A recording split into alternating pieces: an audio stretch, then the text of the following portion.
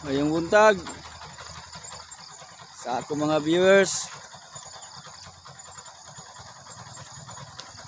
kanindot ning dapita oh.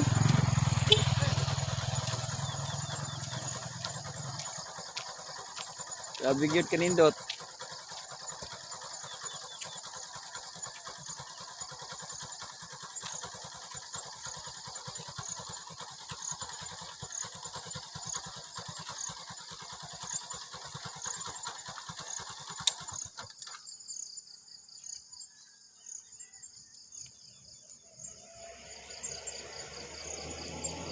This is a natural nature